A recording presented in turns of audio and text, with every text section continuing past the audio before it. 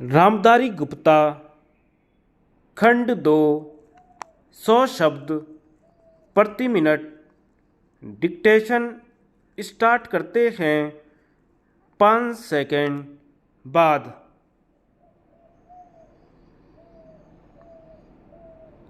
महोदय, बहुत बड़ा अंश अनुभव और लोगों की कई सुनी बातों से, देखे हुए दृश्यों से और कुल तथा समाज की परंपरा से प्राप्त होता है। सिनेमा इस सभी प्रकार के ज्ञान की प्राप्ति में सहायक हो सकता है, क्योंकि यह मनुष्य की दृश्य और श्रव्य अनुभूतियों के क्षेत्र को भी बहुत ही बढ़ा सकता है। यह एक साधारण सी बात है जिसे सभी जानते हैं कि केवल सुनी सुनाई बात की अपेक्षा हम पर देखे हुए दृश्य का प्रभाव अधिक पड़ता है, और हम यदि सिनेमा द्वारा किसी चीज को देख लेते हैं तो उसका उतना फल तो नहीं होता जितना स्वयं आँखों द्वारा देखने से मिलता है। उससे तो कहीं अधिक अमिट छाप किसी के सामने किसी दृश्य के वर्णन करने से पड़ती है।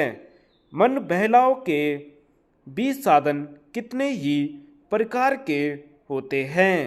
कुछ तो ऐसे हैं जो मन बहलाव के साथ साथ शिक्षाप्रद भी होते हैं, और इसके विपरीत बुरे संस्कारों का साधन बन जाते हैं। मैं स्वयं यह दावा नहीं कर सकता कि मैंने बहुत सी फिल्में देखी हैं। सच पूछिए तो मुझे बहुत कम फिल्में देखने का अवसर मिला है, पर मेरे पास जो खबरें पहुंचती हैं, बहुतेरे विश्वसनीय भाइयों और बहनों द्वारा जो शिकायतें पहुंचाई जाती हैं, उनसे मालूम होता है कि बहुतेरी फिल्में दूसरी कोटि की हैं, जो शिक्षा अथवा मन बहलाव का साधन न बनकर बुरी वासनाओं को जागृत करती हैं, विशेषकर युवकों के चरित्र पर बुरा प्रभाव डालती हैं। हो सकता है कि इस प्रकार की फिल्में अधिक लोकप्रिय होती हों, उनके द्वारा अधिक पैसे कमाए जा सकते हों। कुछ लोग यह कह सकते हैं कि फिल्म निर्माताओं का काम ऐसी फिल्मों को बनाना है जो लोकप्रिय हो, क्योंकि वे एक प्रकार की मांग को पूरा करती हैं। यह भी कहा जा सकता है कि फिल्मों का ध्येय मन बहलाव ही है। उसको तो तभी सफल मानना चाहिए जब फिल्में उन लोगों का मन बहला सकें जिन लोगों के लिए बनाई गई हों।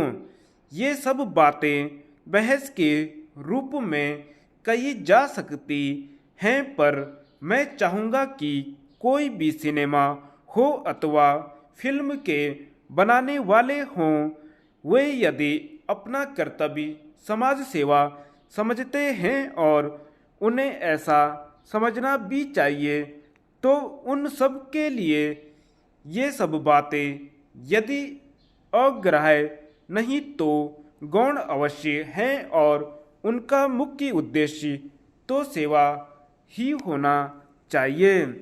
सेवा तभी तक सेवा रहती है जब तक वह सेवी का हित करे, न कि उसे गिराए।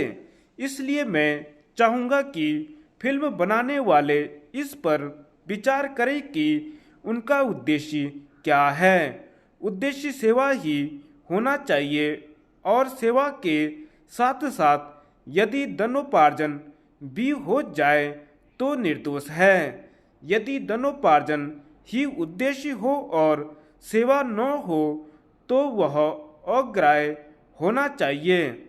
यदि मनुष्य अपने स्वार्थवश कुछ ऐसा काम करता है जो उसके व्यक्तिगत लाभ के लिए तो ठीक हो, पर जिससे समाज को हानि पहुंचती हो तो उसे रोकना पड़ता है।